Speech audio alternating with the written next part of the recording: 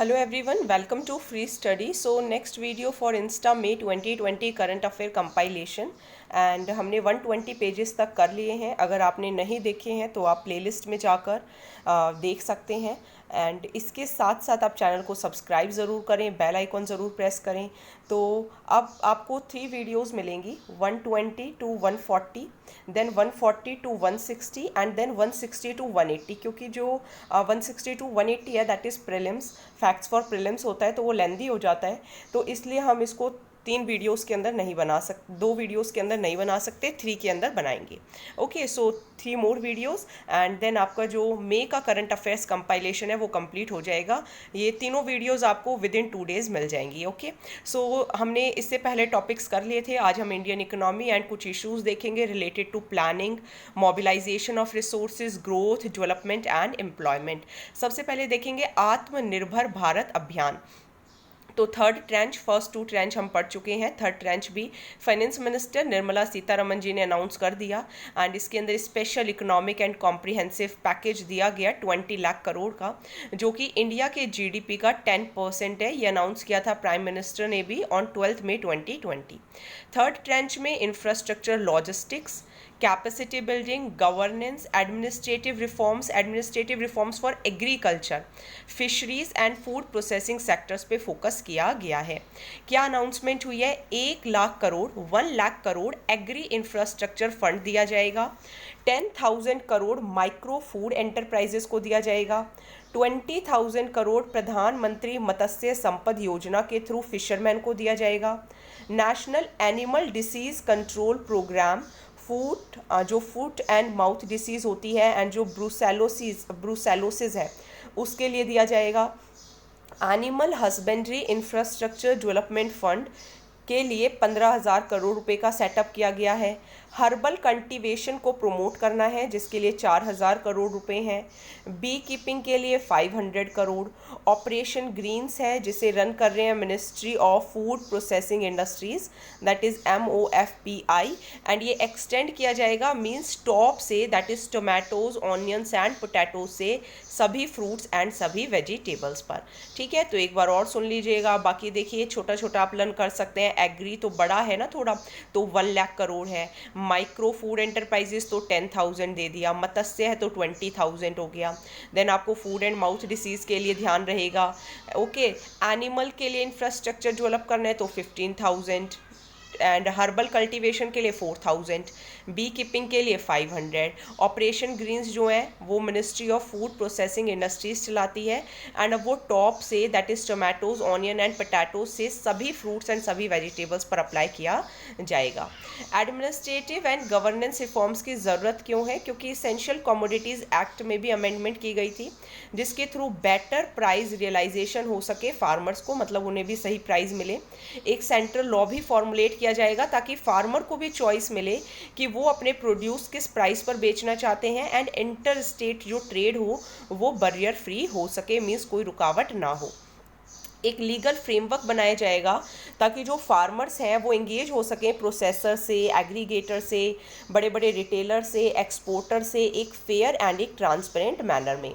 तो अमेंडमेंट की गई थी. इसेंशियल कमोडिटीज़ एक्ट में भी रिफॉर्म्स लाए गए थे इसीलिए ताकि एग्रीकल्चर के अंदर इम्प्रूवमेंट आ सके, फूड प्रोसेसिंग में इन्वेस्टमेंट हो सके, एक कॉम्पिटिटिव एग्री वैल्यू चेन बन सके जिसके थ्रू वेस्टेजेस कम हो, फार्मर की इनकम्स जो है वो बढ़ें. एंड इसेंशियल कमोडिटीज़ में से जो सीरियल्स को रिमूव किया गया, तो जो एग्रीकल्चरल मार्केटिंग पॉलिसी है, चेंजेस जो किए गए वो इसीलिए थे ताकि डायरेक्ट सेल हो सके एग्रीगेटर्स को एंड असिस्टेंस भी प्रोवाइड किया जा सके ताकि फूड प्रोसेसिंग बढ़े एंड इन हार्वेस्ट के बाद जो इंफ्रास्ट्रक्चर है वो इतना अच्छा हो सके कि फार्मर्स को मदद मिले.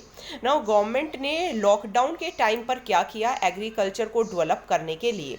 तो 30,000 करोड़ रुपीस जो थे वो दिए गए थे as additional emergency working capital facility NABARD bank के थ्रू, जिसके थ्रू जो रीजनल रूरल बैंक्स थे एंड कोऑपरेटिव बैंक्स थे वो अपने farm loans rabi, post harvest and kharif crops के लिए भी दे सकते थे. कितने? 30,000 करोड़. एक मिशन मोड ड्राइव था जिसके थ्रू 2 लाख करोड़ का क्रेडिट दिया गया था फार्म सेक्टर को। इसके अंदर 2.5 करोड़ पीएम किसान बेनिफिशियरीज को इंक्लूड किया गया अंडर किसान credit card scheme by December 2020। ठीक है, तो 2 लाख करोड़ का क्रेडिट 2.5 करोड़ बेनिफिशियरीज को इंक्लूड करके। एमएसपी मिनिमम सपोर्ट प्राइस जो था वो 74,300 करोड़ से ज़्यादा रखा गया।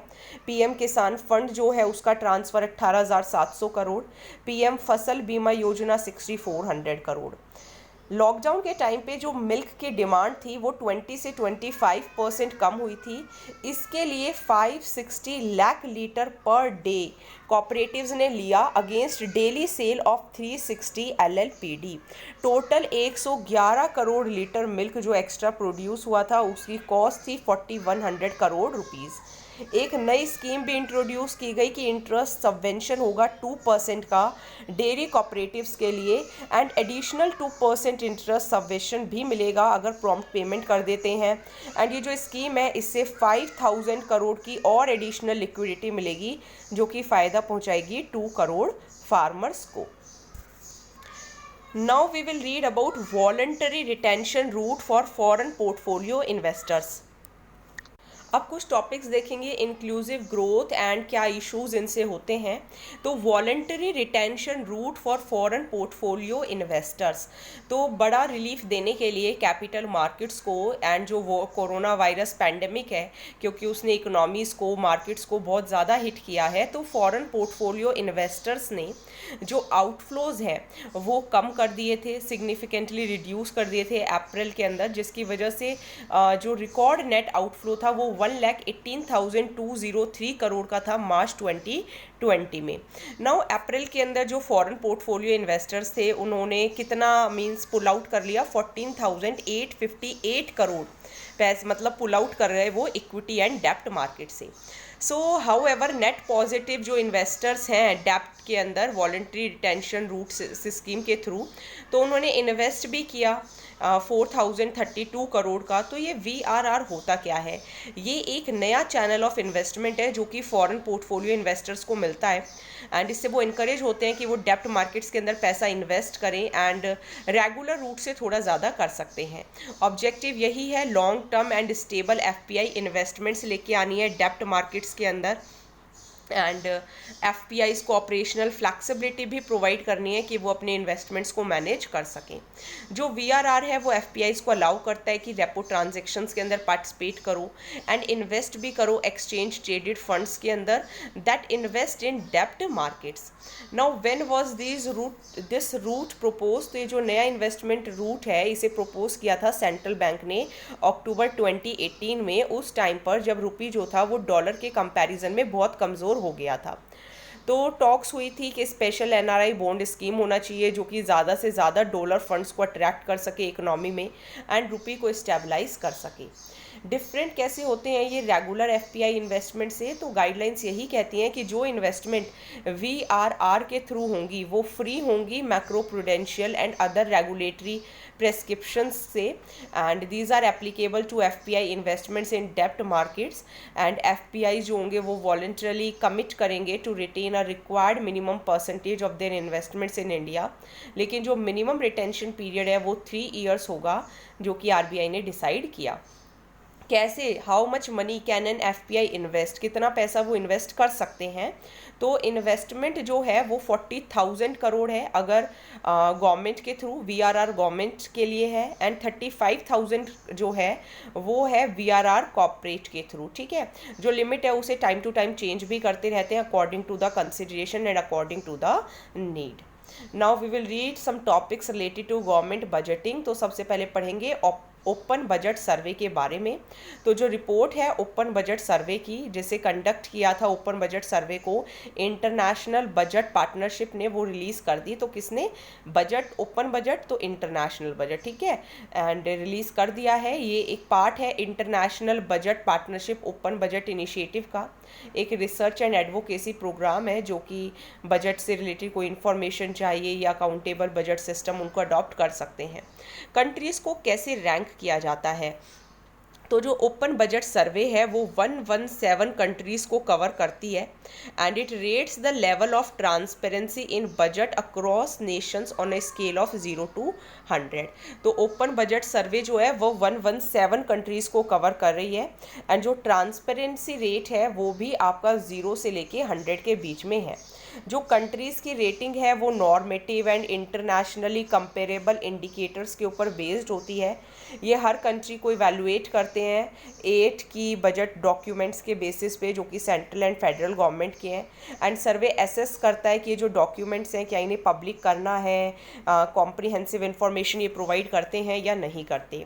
तो सर्वे के कुछ हाइलाइट्स देख लेते हैं। तो इंडिया जो है वो 117 नेशंस में 53rd पोजीशन है अकाउंटेबिलिटी एंड ट्रांसपेरेंसी के केस में।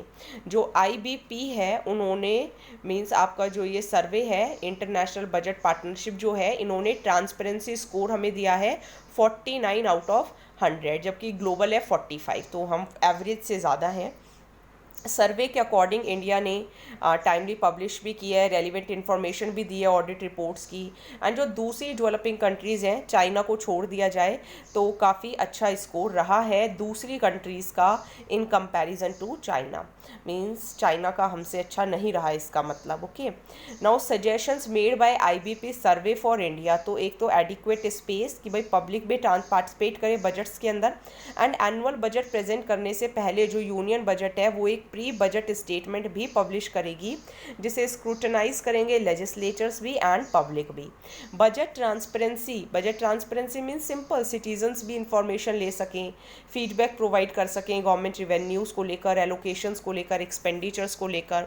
सो ओपनिंग अप बजट जो है वो पहला प्रोसेस है for democratising the budget process. Now कुछ क्रॉप से रिलेटेड एंड क्रॉपिंग पैटर्न्स देखेंगे in various parts of the country, different types of irrigation and irrigation systems. तो लोकस अटैक्स आपने देखे भी होंगे एंड आपने सुना भी होगा। तो लोकस जो है वो नॉर्मली जुलाई से अक्टूबर के बीच में आते हैं एंड लेकिन वो राजस्थान में अभी से देखे जा रहे हैं and I have also seen it, क्योंकि हम भी बीकानेर के अंदर रहते हैं तो 2 बार हमने भी देखे हैं। And at a time India is battling covid, मतलब इंडिया जब कोविड से तो प्रॉब्लम सफ़र कर ही रहा है, यहाँ पे ये क्रॉप डिस्ट्रक्शन की भी प्रॉब्लम हो गई है। तो ये बहुत छोटे छोटे होते हैं एंड इतने छोटे छोटे होते हैं आपको ऐसा लगता है जैसे बहुत मतलब कुछ ब्लैक एंड मतलब इनको भगाने की कोशिश करते हैं। ओके, तो ये शॉर्ट हॉर्न ग्रास होपर्स होते हैं जो कि लॉन्ग डिस्टेंसेस ट्रैवल कर सकते हैं, मतलब एक दिन में 150 किलोमीटर एंड ये मल्टीप्लाई हो जाते हैं नंबर्स में। तो इंडिया के अंदर 4 स्पीशीज़ पाए जाते हैं। एक तो डेजर्ट लोकस्ट, इनके जो साइंटिफिक नेम है वो हम नहीं रीड कर रहे हैं, migratory locust, Bombay locust and tree locust.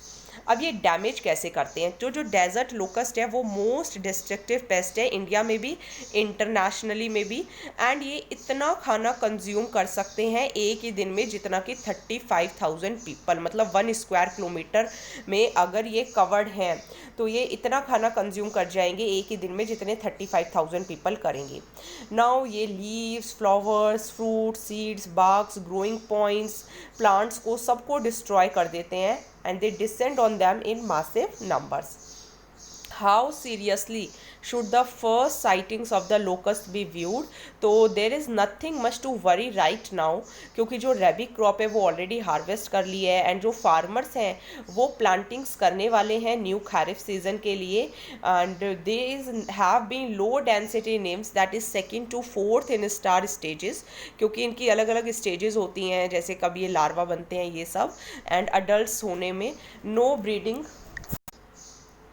So no breeding और swarm movement has also been seen so far, तो ये अभी तक नहीं देखे गया है, लेकिन टाइमिंग जो है वो कॉज है कंसर्न का, क्योंकि जो इनका ब्रीडिंग सीजन होता है वो होता है जुलाई टू अक्टूबर एंड ये मिड अप्रैल में ही देखी गई हैं। So they could nevertheless breed to high enough populations for forming swarming and wreaking havoc during the rabi season. Means problem कहीं कहीं पर क्रिएट हुई भी हैं। तो लोकस को कैसे कंट्रोल किया जा सकता है? तो एक तो होते हैं आपके organophosphate chemicals, means by vehicle mounted sprayers होते हैं, एरियल स्प्रेयर्स होते हैं, एंड इससे के थ्रू उनको कंट्रोल किया जा सकता है। एक्सटेंसिव रिसर्च करनी होगी, बायोलॉजिकल कंट्रोल करना होगा, नॉन केमिकल कंट्रोल करना होगा, एंड करंट फोकस रखना होगा पैथोजेंस पर, इंसेक्ट ग्रोथ रेगुलेटर्स पर, कंट्रोल करना होगा नेचुरल प्रीडेटर्स को भी, पैरासाइट्स को भी, तो इसके लिए थोड़ी रिसर्च करनी होगी। People and birds often eat locusts, so this is not enough to significantly reduce population levels over large areas. तो अगर पीपल एंड जो बर्ड हैं वो लोकस्ट्स को खाएंगे तो कहीं ऐसा ना हो कि कोरोना वायरस जैसी दोबारा से प्रॉब्लम हो जाए, जैसे पैंगोलिन बैट्स को खाया गया। सो बहुत और भी चीज़ें हैं खाने के लिए, बट ये कोई ज़रूरी, यही कोई रास्ता नहीं है। देन राजस्थान कृषि कल्याण फीस, तो ये भी राजस्थान से रिलेटेड है। तो राजस्थान ने 2% कृषि कल्याण फीस जो है वो लगाएंगे एग्रीकल्चर प्रोड्यूस पे, जो भी मंडीज़ के अंदर मीन्स जो एग्रीकल्चर प्रोड्यूस होगा वो लाया जाएगा बेचने के लिए। जो भी फीस कलेक्ट होगी वो फिर कृषि कल्याण कोष के अंदर जमा कर दी जाएगी ताकि वो फार्मर्स के वेलफेयर के लिए यूज़ की जा सके। लास्ट ईयर भी राजस्थान गवर्नमेंट ने कृषि कल्याण कोष जो था वो क्रिएट किया था, एंड गवर्नमेंट ने भी राजस्थान एग्रीकल्चर प्रोड्यूस मार्केट जो थे वो लाए थे ऑर्डिनेंस 2020, जिसे प्रोमलगेट किया था गवर्नर ने ही May 1 को, एंड अमेंड किया था section 17 of the Rajasthan agriculture produce market act 1961। Criticism क्या है? पीपल अपने आप को एसोसिएट करते हैं जो एग्रीकल्चर मंडी से स्टेट में, एंड फार्मर ग्रुप्स ने भी अपनी आवाज़ जो है वो उठाई है टू द न्यू सेस। क्यों? क्योंकि जो फार्मर्स हैं, फार्मर्स आउटफिट्स आर एप्रीहेंसिव कि जो लोग जो एग्रीकल्चर मंडीज़ के अंदर आते हैं and they will pass on the burden of the increased cost to farmers already reeling by lockdown imposed due to coronavirus। क्योंकि कोरोना वायरस की वजह से सबको नुकसान हुआ है, तो ये लोग क्या करेंगे, अगर कॉस्ट बढ़ेगी, मीन्स ये जो कृषि कल्याण कोष के थ्रू जो भी कॉस्ट बढ़ेगी तो ये अल्टीमेटली फार्मर्स को ही ट्रांसफ़र कर देंगे, जो ये मंडी के अंदर जो एक तरीके से आड़तीस जो होते हैं वो बैठे होते हैं, तो फार्मर को कम प्राइस मिलेगा। जो लोग एग्रीकल्चर मंडी से एसोसिएटेड हैं तो उन्हें यही प्रॉब्लम है कि मंडी सेस ऑलरेडी 1.6% है, एंड अगर 2% और लगा दिया जाएगा तो टोटल 3.6% हो जाएगा, जो कि सभी स्टेट से ज़्यादा है, एंड इससे ब्लैक मार्केटिंग भी हो सकती है।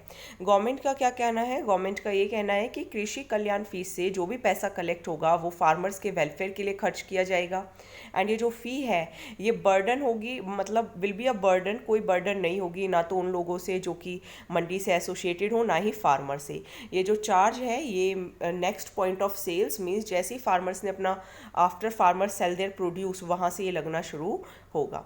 Okay, now Gujarat amends APMC act, तो सेंटर के डायरेक्टिव्स को फॉलो करते हुए जो स्टेट्स हैं कि अपना agriculture produce markets amendment act उसको अमेंड करें, तो गुजरात की गवर्नमेंट ने एक ऑर्डिनेंस पास किया है कि वो लाइव स्टॉक को भी एग्रीकल्चर प्रोड्यूस में इंक्लूड करेंगे एंड फार्मर्स को बेटर मार्केट एक्सेस प्रोवाइड करेंगे। अमेंडमेंट के अकॉर्डिंग जो न्यू एक्ट होगा उसे Gujarat agriculture produce and live stock marketing act 1963 कहा जाएगा। इसके अकॉर्डिंग एक लाइव स्टॉक मार्केट बनेगी, लोकल अथॉरिटीज़ को इन्वॉल्व किया जाएगा, पंचायत राज इंस्टीट्यूशंस को भी, एंड जो मार्केट कमेटी है मार्केट यार्ड का उसका स्ट्रक्चर भी चेंज किया जाएगा।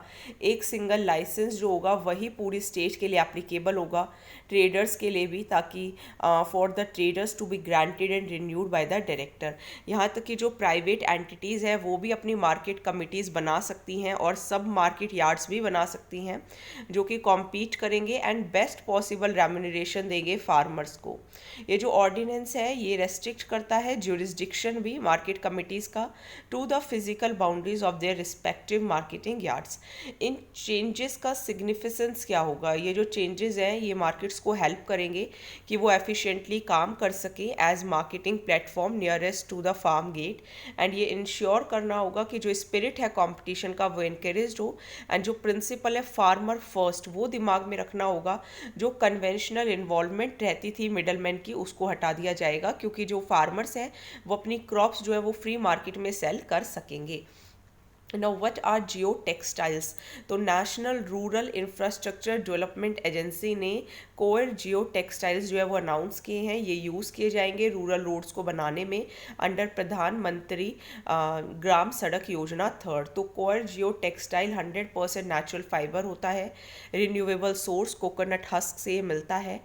एंड जो कोर जियो टेक्सटाइल है it is resistance to rot moulds and moisture, and कोई माइक्रोबियल अटैक इसके ऊपर नहीं लगता क्योंकि कोई केमिकल ट्रीटमेंट नहीं होता है।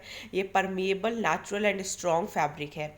तो क्या बेनिफिट है? परमेएबल है, नेचुरल है, स्ट्रॉन्ग फैब्रिक है, लैंड सरफेस को प्रोटेक्ट करता है, क्विक वेजिटेशन को प्रमोट करता है, पूरी तरीके से बायोडिग्रेडेबल है, सॉइल को स्टेबलाइज करने में मदद करता है, एंड जो एनर्जी है फ्लोइंग वाटर की उसे भी डिसिपेट करके जो एक्सेस सोलर रेडिएशन है उसे भी ये अब्जॉर्ब कर देगा। तो जियो टेक्सटाइल्स परमिएबल फैब्रिक्स हैं जो कि सॉइल के साथ एसोसिएट होके उनकी एबिलिटी हो जाती है, मीन्स वो इतने कैपेबल हो जाते हैं कि वो सेपरेट कर सकते हैं, फिल्टर कर सकते हैं, रीइंफोर्स कर सकते हैं, प्रोटेक्ट कर सकते हैं एंड ड्रेन भी कर सकते हैं। ये मोस्टली पॉलीप्रोपलाइन या फिर पॉलिस्टर के बने होते हैं। तो काफ़ी सारे सिविल इंजीनियरिंग एप्लीकेशंस हैं, जैसे रोड्स वगैरह बनाना उसमें इसे यूज़ किया जा सकता है, सैंड ड्यून बनाने में इसको यूज़ किया जा सकता है, स्ट्रीम चैनल स्वेल्स को फ्लो को स्टेबलाइज करने में यूज़ किया जा सकता है, एंड ये सॉइल की मजबूती को इम्प्रूव करते हैं at a lower cost than conventional soil nailing. अब हमने ये पढ़ा कि प्रधानमंत्री ग्राम सड़क योजना थर्ड में यूज़ किया जाएगा। तो प्रधानमंत्री ग्राम सड़क योजना थर्ड के अंदर 1,25,000 किलोमीटर रोड जो है वो बनाने की बात की जा रही है, एंड इसके अंदर जो कंसोलिडेशन है वो रूट्स के through and major rural links के थ्रू किया जाएगा, जो कि कनेक्ट करेगा हैबिटेशंस टू ग्रामीण agricultural markets that is GrAMs, higher secondary schools and hospitals. जो रेशो रहेगी वो 60:40 रहेगी सेंटर एंड स्टेट के लिए, सिर्फ 8 नॉर्दर्न स्टेट्स को छोड़ के, एंड हिमाचल प्रदेश एंड उत्तराखंड का भी 90:10 रहेगी। टोटल 5,99,090 किलोमीटर रोड लेंथ जो है वो बनाई जा चुकी है अप्रैल 2019 तक, PMGSY फर्स्ट के अंदर, सेकेंड के अंदर एंड RCPLWEA के अंदर, that is road connectivity project for left wing extremism area. Now कुछ टॉपिक्स देखेंगे, कुछ इश्यूज देखेंगे जो कि रिलेटेड है direct and indirect farm subsidy से, MSP से, PDS देखेंगे। ओके, सबसे पहले राजीव गांधी न्याय योजना। तो इसे छत्तीसगढ़ सरकार ने लॉन्च किया है ताकि मिनिमम इनकम अवेलेबिलिटी हो सके फार्मर्स को डायरेक्ट बैंक ट्रांसफ़र के थ्रू, एंड ये 21 मई को लॉन्च की गई जिस दिन डेथ एनिवर्सरी थी former prime minister Rajiv Gandhi की। तो इसमें क्या देखते हैं, खैरिफ सीज़न के अंदर कितना रजिस्टर्ड एरिया है, कितना एरिया कल्टीवेट किया, तो 10,000 रुपीज़ जो होते हैं वो बैंक अकाउंट में जमा कर दिए जाते हैं फार्मर के एज एग्रीकल्चर असिस्टेंस ग्रांट, ताकि वो क्रॉप्स को ग्रो कर सके जैसे कि पैडी, मेज़ एंड शुगर केन। कम से कम 19 लाख फार्मर्स को इससे फ़ायदा मिलेगा, एंड स्टेट गवर्नमेंट ने 5756 करोड़ रुपीज़ भी इसके लिए रखे हैं। शुगर केन क्रॉप के लिए भी जो FRP अमाउंट है वो 261 पर क्विंटल है, एंड जो इंसेंटिव एंड इनपुट सपोर्ट है वो ये इतना ध्यान रखने की ज़रूरत नहीं है कि 93.75 पर क्विंटल, मैक्सिमम 355, इतना नहीं ध्यान रखना।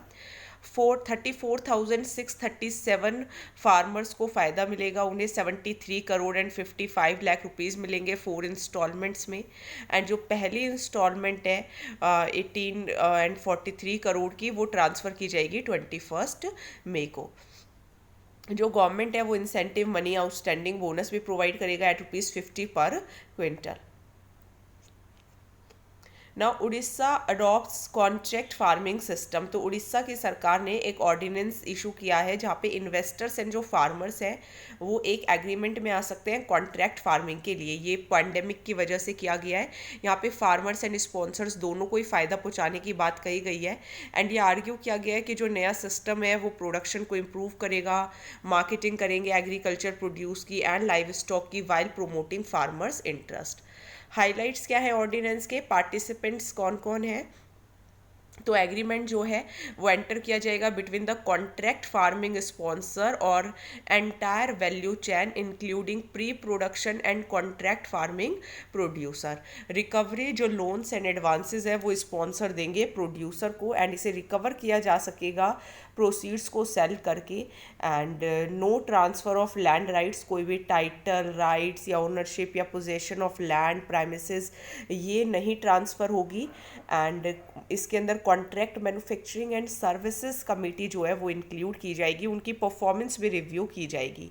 कॉन्ट्रैक्ट फार्मिंग एक सिस्टम है फार्मिंग का जिसके अंदर बल्क में परचेज किया जाता है agro processing, exporting and trading units को भी, एंड कॉन्ट्रैक्ट बनाए जाते हैं फार्मर्स के साथ ताकि एक स्पेसिफाइड क्वांटिटी एग्रीकल्चर कमोडिटी की खरीदी जा सके at a pre agreed price. India में ये रेगुलेट किया जाता है अंडर इंडियन कॉन्ट्रैक्ट एक्ट 1872। जो मॉडल है APMC that is agriculture produce market act 2003, वो भी स्पेसिफिक प्रोविजंस बताते हैं कॉन्ट्रैक्ट फार्मिंग के लिए, जैसे कि कंपलसरी रजिस्ट्रेशन करना, dispute settlement. Ministry of agriculture भी draft model contract farming act 2018 के अंदर आते हैं, एंड ये भी एक regulatory and policy framework create कर रहे हैं for contract manufacturing. Okay, now beekeeping in India, तो इंडिया की रैंक देखेंगे। एक वेबिनार हुआ, इसे कंडक्ट किया नेशनल कोऑपरेटिव डेवलपमेंट कॉरपोरेशन ने।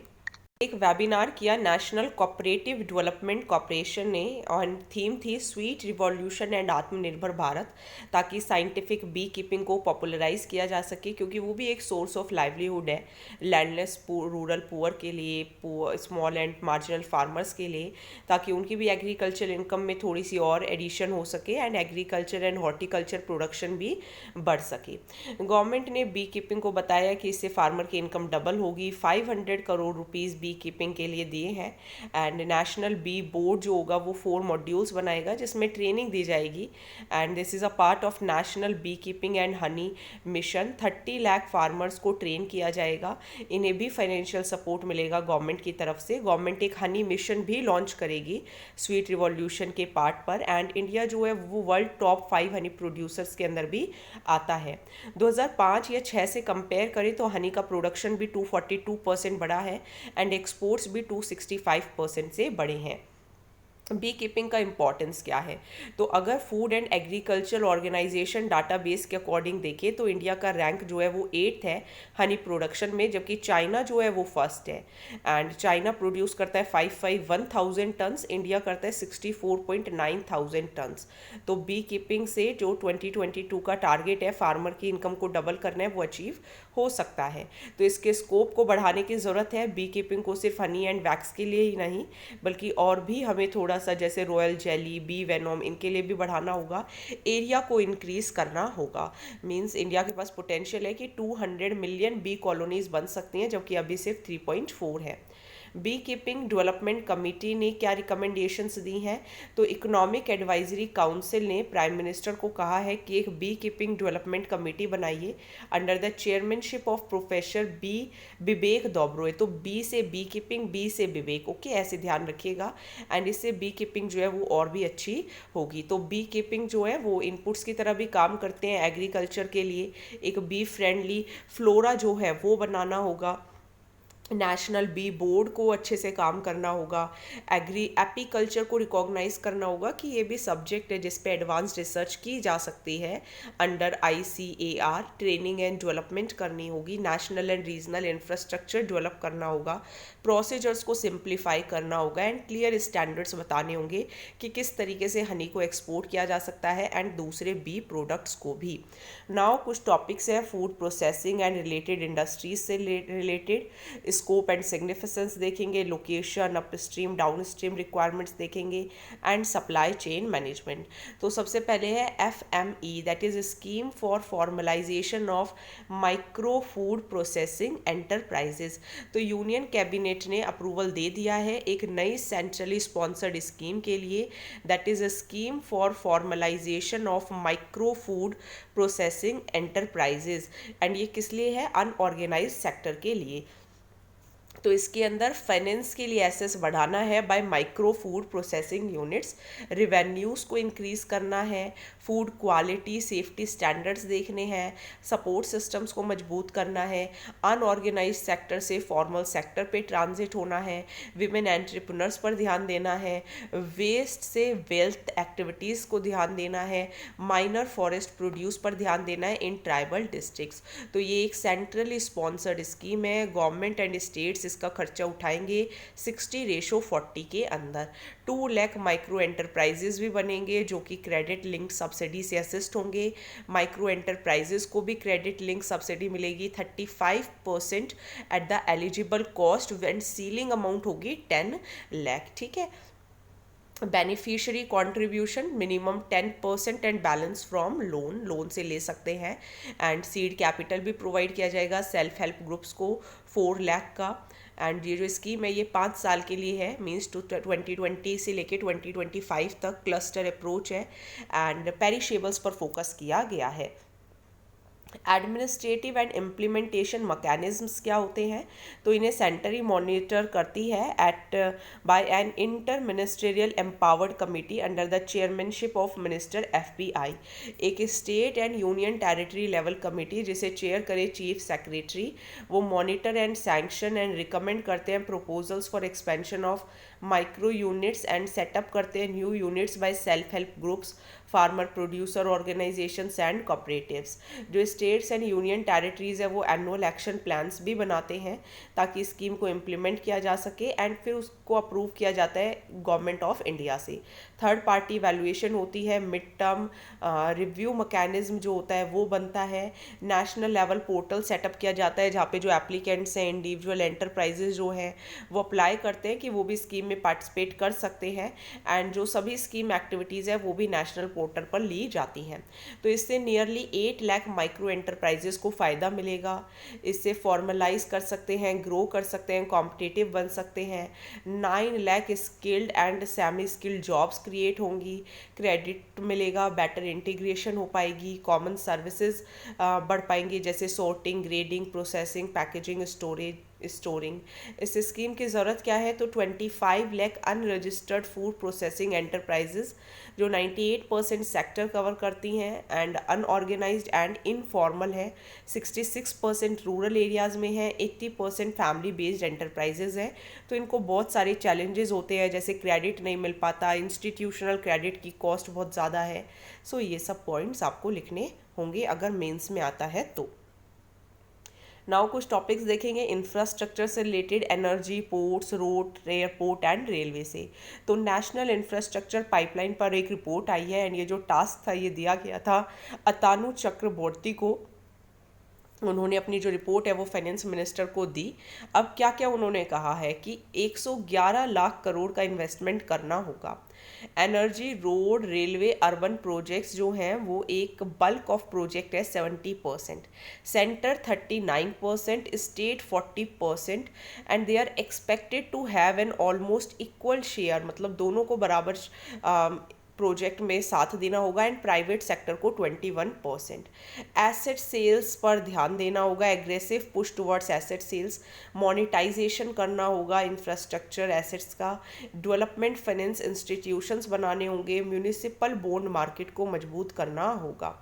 टास्क फोर्स ने कहा है कि वो 3 कमिटीज़ और बनाएंगे, एक तो जो इसकी प्रोग्रेस है उसको देखने के लिए, एक स्टीयरिंग कमेटी बनेगी हर इंफ्रास्ट्रक्चर मिनिस्ट्री लेवल पे कि वो इम्प्लीमेंटेशन प्रोसेस को फॉलो कर सके, एक स्टीयरिंग कमेटी बनेगी DA के अंदर जो कि फाइनेंशियल रिसोर्सेज भी ले सके। तो नेशनल इंफ्रास्ट्रक्चर पाइपलाइन एक पहली गवर्नमेंट एक्सरसाइज है जो कि वर्ल्ड क्लास इंफ्रास्ट्रक्चर बनाने जा रहे हैं पीपल की लाइफ को इम्प्रूव करने के लिए एंड इसमें न्यू इन्वेस्टमेंट्स जो है वो फॉरेन भी करेंगे, डोमेस्टिक भी करेंगे, एक इम्पॉर्टेंट रोल प्ले करेगा क्योंकि 2025 तक एंड 5 ट्रिलियन इकोनॉमी बन जाए। इसके अंदर economic and social infrastructure projects दोनों इंक्लूडेड है, green field and brown field projects भी दोनों इंक्लूडेड हैं।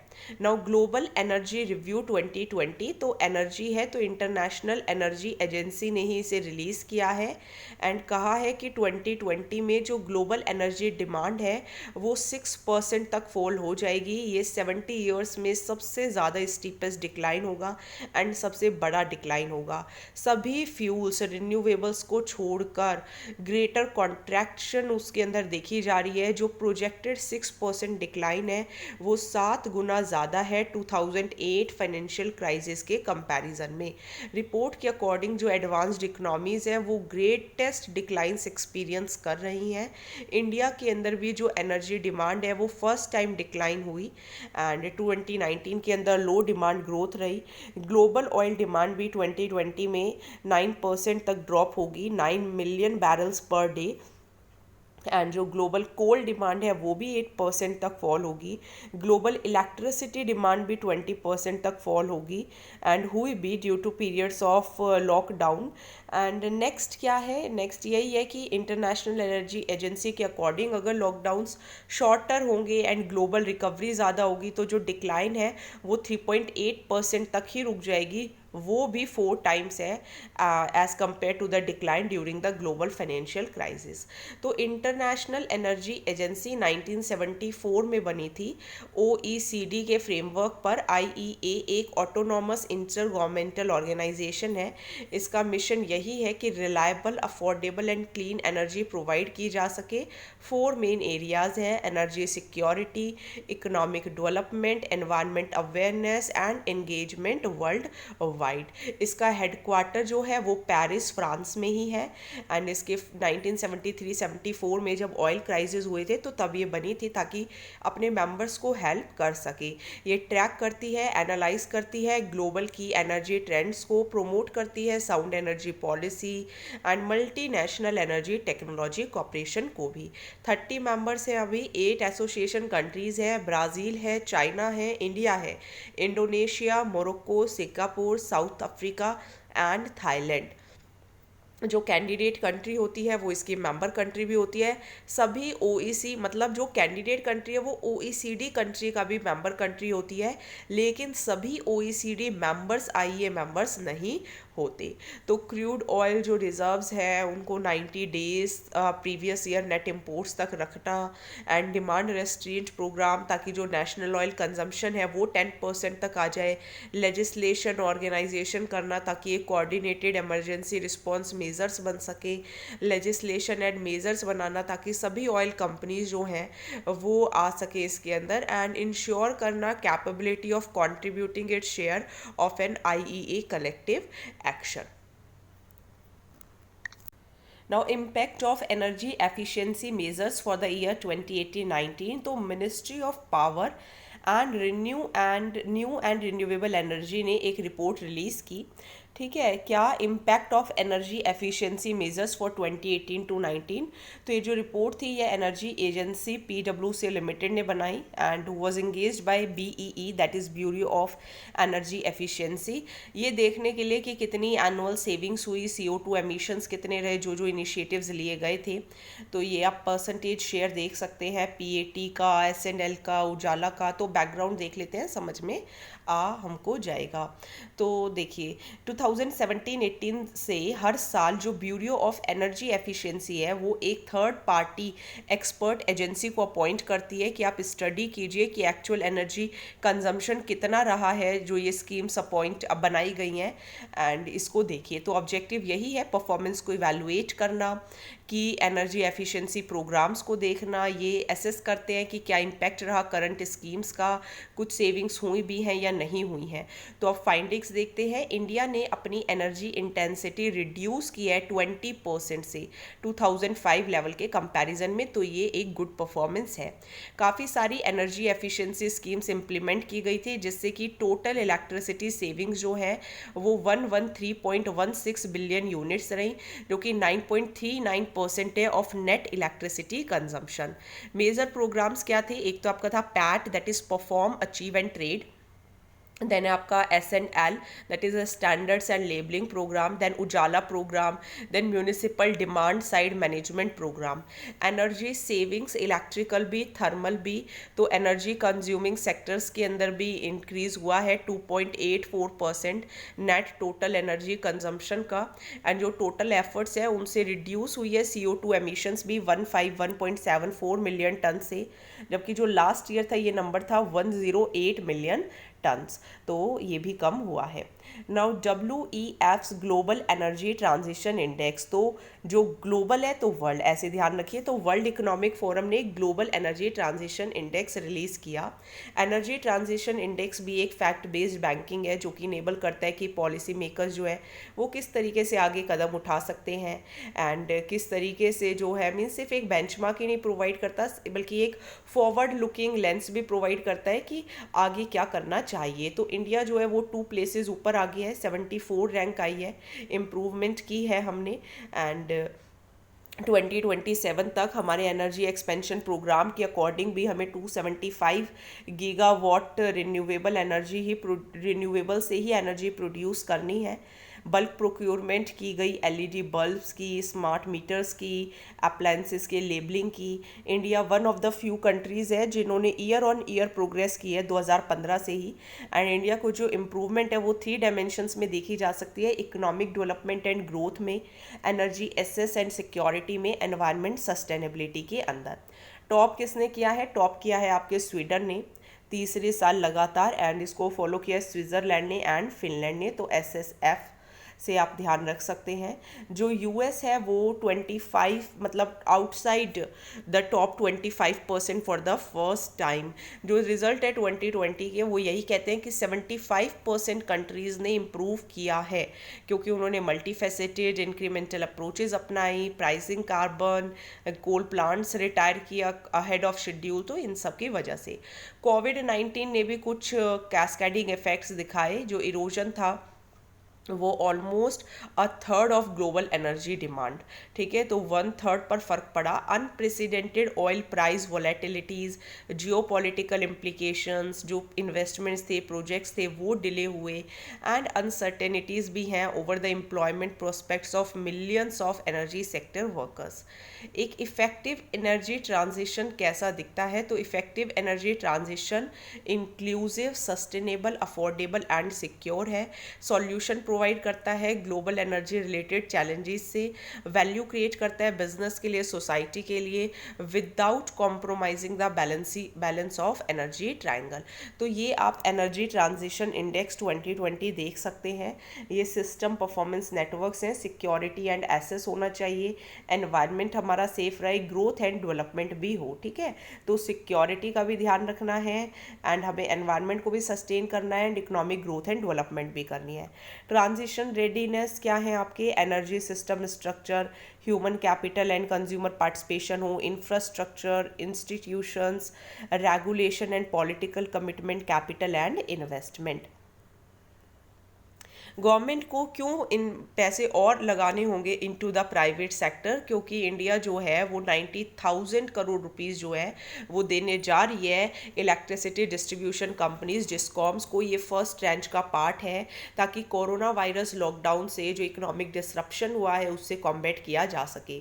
कैसे काम होगा? जो state own power finance corporation हैं या जो रूरल इलेक्ट्रिफिकेशन कॉरपोरेशन है वो लिक्विडिटी इन्फ्यूज़ करेंगे, 90,000 करोड़ रुपीस इनको दिए जाएंगे एंड स्टेट गवर्नमेंट गारंटी भी देगा। सेंट्रल जो public sector power generation companies हैं, transmission companies, independent power producers, renewable energy generators, ये सब हेल्प करने जा रहे हैं।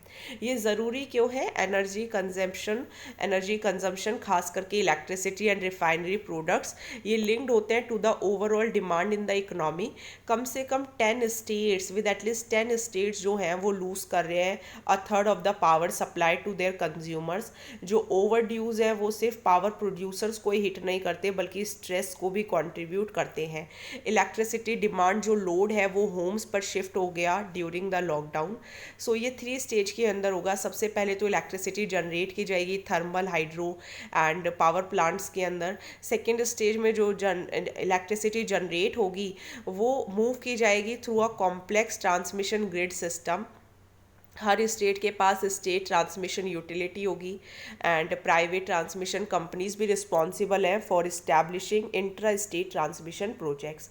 थर्ड स्टेट्स में जो लास्ट माइल लिंक होगा जहाँ पे डिस्कॉम्स आएंगे एंड इन्हें जो ऑपरेट करते हैं स्टेट गवर्नमेंट्स जैसे कि दिल्ली, मुंबई, अहमदाबाद, कोलकाता, यहाँ पर प्राइवेट एंटिटीज़ भी अपनी खुद की डिस्ट्रीब्यूशन जो बिजनेस हैं उन्हें बना सकते हैं। डिस्कॉम्स या तो पावर को परचेज करेंगे जनरेशन कंपनी से through power purchase agreements and फिर उसे सप्लाई करेंगे कंज्यूमर्स को। बट कैसे फाइनेंशियल सिचुएशन जो है स्टेट डिस्कॉम्स की वो पुअर कंडीशन में है। तो इंडिया के अंदर जो इलेक्ट्रिसिटी प्राइस है कुछ सेगमेंट्स के लिए जैसे एग्रीकल्चर के लिए, डोमेस्टिक कैटेगरी के लिए वो क्रॉस सब्सिडाइज्ड हो रहा है by the industries and commercial sector. इससे जो इंडस्ट्री की कॉम्पिटिटिवनेस है उस पर फ़र्क पड़ता है। एंड प्रॉब्लम है AT&C की भी, that is aggregate transmission and distribution losses के भी, जो कि एक टेक्निकल टर्म है। And now we will read about science and tech की कुछ डेवलपमेंट्स, कुछ इंडिजनाइजेशन।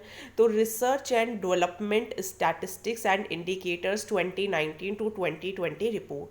तो research and development statistics and indicators 2019 to 20 based है किस पर? National statistics and indicators survey 2018 पर। इसे लेकर आए national science and technology management information, that is NSTMIS। ठीक है, तो R&D, NSTMIS ऐसे ध्यान रखिए, department of science and tech. Findings इसकी हम देख लेते हैं। तो जो एक्सपेंडिचर है वो ट्रिपल हो गया है 2008-2018 के अंदर। थर्ड पोजीशन आई है NSF डाटाबेस के अकॉर्डिंग। थर्ड है हम PhD in science and engineering में। जो रिसर्चर्स हैं पर मिलियन पॉपुलेशन वो डबल हुए हैं 2000 से ही। विमेन पार्टिसिपेशन बढ़ा है। इंडिया का पर कैपिटा भी इंक्रीज़ हुआ है। इंडिया ने 0.7% अपने GDP का खर्च किया है रिसर्च एंड डेवलपमेंट में। ठीक है, अगर हम ब्रिक्स से कंपैरिजन करें तो ब्राज़ील ने 1.3, रशिया ने 1.1, चाइना ने 2.1, साउथ अफ्रीका ने 0.8। इंडिया जो है वो 9th पोजीशन पर है in terms of resident patent filing activity in the world. वीपो के अकॉर्डिंग जो इंडिया का पेटेंट ऑफिस है वो 7th पोजीशन पर है among the top 10 patent filing offices. Now national technology day. तो 1999 से ही 11 मई को नेशनल टेक्नोलॉजी डे मनाया जाता है। And ministry of science and technology के बिहाफ पर जो टेक्नोलॉजी डेवलपमेंट बोर्ड है उन्होंने कॉन्फ्रेंस भी की कि इस डे को सेलिब्रेट किया जाए। थीम था restart, that is rebooting the economy through science, technology and research translations. तो इंडिया ने एक्चुअली इस पर डिटोनेट किए थे 3 nuclear bombs in Indian armies Pokhran test range 1998 में। डॉक्टर APJ अब्दुल कलाम ने इसको लीड किया था इंडियन टीम को, जहाँ पे शक्ति 1 न्यूक्लियर मिसाइल टेस्ट फायर की गई थी राजस्थान के पोखरन टेस्ट रेंज में। एंड 2 दिन के बाद कंट्री ने सक्सेसफुली 2 और न्यूक्लियर वेपन्स को टेस्ट किया था पोखरन सेकेंड ऑपरेशन शक्ति इनिशिएटिव के अंदर। एंड जो प्राइम मिनिस्टर थे अटल बिहारी वाजपेयी, उन्होंने इंडिया को एक न्यूक्लियर स्टेट डिक्लाइन किया था एंड 6th कंट्री जो था वो बना दिया था to join the nuclear club of nations. Hansa 3 India की पहली इंडिजीनियस एयरक्राफ्ट है जिसे टेस्ट किया गया था सेम डे 1998 में ही बैंगलोर के अंदर। एंड त्रिशूल जो कि एक शॉर्ट रेंज मिसाइल है ये भी इंडिया में ही बनाई गई, that is also done on the same day. तो इंडिया अभी उन 8 कंट्रीज़ में है जो कि publicly known nuclear weapons program के अंदर आती हैं। 1974 में पहला न्यूक्लियर टेस्ट किया था जिसका नाम था स्माइलिंग बुद्धा, पोखरन के अंदर राजस्थान में। What is ultraviolet germicidal radiation? तो साइंटिस्ट ने स्टडी की अल्ट्रा वायलेट जर्मिसिडल रेडिएशन का, दैट इज़ UVGI का, ताकि कोरोना वायरस को डिटेक्ट किया जा सके स्कूल्स के अंदर, रेस्टोरेंट्स के अंदर एंड दूसरे पब्लिक प्लेसेस के अंदर भी। एंड जो अल्ट्रा वायलेट लाइट्स होंगी they would be able to disinfect contaminated public spaces to stop the transmission of the virus. तो जो UV रेज होती हैं फ्रॉम द सन, उनकी शॉर्टर वेवलेंथ्स होती हैं दैन विजिबल लाइट्स, एंड ये नेक्ड आई से नहीं देखी जा सकती।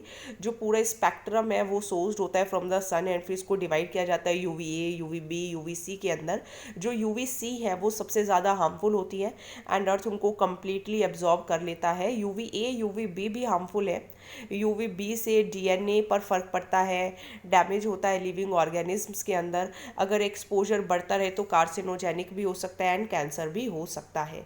तो UVGI कैसे काम करता है? UVGI जो है वो डिस्ट्रक्टिव प्रॉपर्टीज़ को यूज़ करता है टू टारगेट पैथोजेंस। ये रेप्लिकेट कर देता है UV वेवलेंस को that disinfects contaminated spaces, air and water. जो UVGI लैम्प्स होंगे वो इंस्टॉल किए जाएंगे रूम्स के कॉर्नर में एंड means air ducts, ventilation systems पर। ओके, उस तरीके से इसको यूज़ किया जाएगा। Now what is quantum entanglement? तो कोलकाता के रिसर्चर्स ने एक प्रोटोकॉल डेवलप किया है ये पता करने के लिए कि जो पेयर ऑफ इलेक्ट्रॉन्स हैं इन अ एंटेंगल्ड स्टेट, ताकि उनको सेफली रिसोर्सेज की तरह यूज़ किया जा सके क्वांटम इंफॉर्मेशन के लिए। ये जो प्रोटोकॉल है इसे डेवलप किया जाएगा through theoretical and experimental analysis. Protocol है क्या? जो थ्योरेटिकल आइडिया है वो इसी पर बेस्ड है कि fine grained uncertainty relation to perform quantum steering. अगर सिंपल शब्दों में कहा जाए तो इसके अंदर क्या होगा, जो फाइन ग्रेन्ड मतलब जो अच्छे बने हुए जो ग्रेन होते हैं उनको यूज़ किया जाएगा।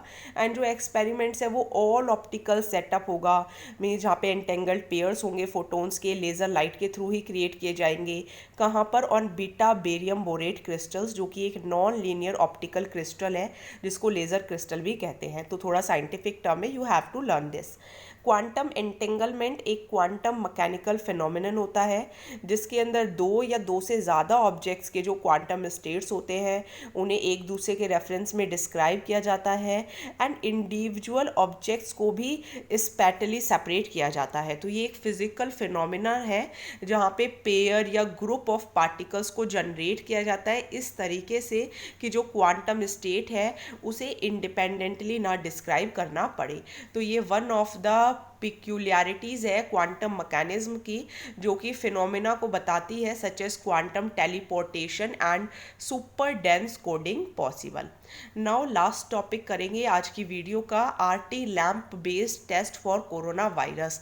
तो CSIR, IIIM and Reliance Industries Limited जो है वो RT लैम्प बेस्ड टेस्ट करने जा रही है कोरोना वायरस के लिए।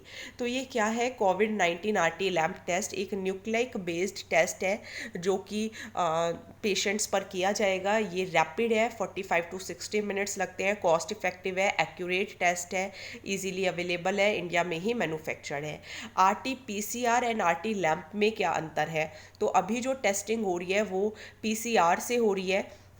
मोस्टली जो कंपोनेंट्स हैं वो इम्पोर्टेड हैं, महंगे हैं, हाईली ट्रेंड मैन पावर चाहिए। लेकिन जो RT लैम्प है वो सिंगल ट्यूब के थ्रू ही हो सकता है, कम एक्सपर्टीज़ इसके अंदर चाहिए, मोबाइल यूनिट्स हैं एंड टेस्टिंग इजीली करी जा सकती है। तो डायग्नोस्टिक टेस्ट है, मोर रैपिड। जो कोविड-19 टेस्ट विल नॉट ओनली भी सिर्फ रैपिड ही नहीं बनेगा, सस्ता, ईजी एंड एक्सेसिबल भी बनेगा। ये और टॉपिक करते हैं हम, awareness in space that is magnetosphere. तो IIG that is Indian institute of geo magnetism के जो साइंटिस्ट हैं उन्होंने एक dimensional fluid simulation code develop किया है वाइड स्पेक्ट्रम के लिए in near earth plasma environment of earth magnetosphere, जिससे जो मिशंस हैं उनको और समझ पाएंगे। ये जो स्टडी है ये हेल्प करेगी to plan the future space mission and जो स्टडी है वो लीड करेगी to control fusion experiments to fulfil ever expanding energy demands of humanity. Magnetosphere क्या है? एक ये वो रीज़न है अराउंड अ प्लैनेट जो कि प्लैनेट के मैग्नेटिक फील्ड से डोमिनेटेड होता है। जो दूसरे प्लैनेट्स हैं सोलर सिस्टम में उनमें भी मैग्नेटोस्फीयर है, लेकिन अर्थ का सबसे स्ट्रॉन्गेस्ट है। मैग्नेटोस्फीयर जो है वो हमारे होम प्लैनेट को प्रोटेक्ट करता है solar and cosmic particle radiation से, इरोजन से भी। कैसे जनरेट हुआ? अर्थ का जो मैग्नेटोस्फीयर है वो डायनामिक इंटरकनेक्टेड सिस्टम है जो कि रिस्पॉन्ड करता है solar, planetary and interstellar conditions को। इसे जनरेट किया गया है कन्वेक्टिव मोशन से of charge molten iron and far below the surface in earth's outer core. तो मैग्नेटोस्फीयर को पढ़ने से क्या फ़ायदा होगा? तो इससे फंडामेंटल जो फिज़िक्स है स्पेस की वो थोड़ी और समझ में आएगी एंड हम समझ पाएंगे कि स्पेस का क्या नेचर है थ्रू आउट द यूनिवर्स। इसके साथ साथ जो स्पेस वेदर है मैग्नेटोस्फीयर के अंदर जहाँ पे बहुत सारे स्पेस क्राफ्ट भी रहते हैं उनका क्या एडवर्स इफेक्ट हो सकता है स्पेस टेक्नोलॉजी पर, कम्युनिकेशन सिस्टम पर, तो उसकी भी बेटर अंडरस्टैंडिंग होगी। तो ये आप देख सकते हैं।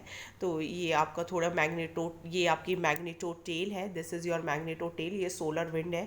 तो सोलर विंड जो है वो ड्रैग करेगी राइट साइड मैग्नेटोस्फीयर को to possible 1000 times earth's radius ये अर्थ है, ठीक है। एंड एग्जैक्ट लेंथ तो नहीं पता, जो एक्सटेंशन होगा उसे मैग्नेटो टेल कहा जाएगा। एंड जो आउटर बाउंड्री होगी ये आप देख सकते हैं, आउटर बाउंड्री, इसे मैग्नेटोपोज कहा जाएगा।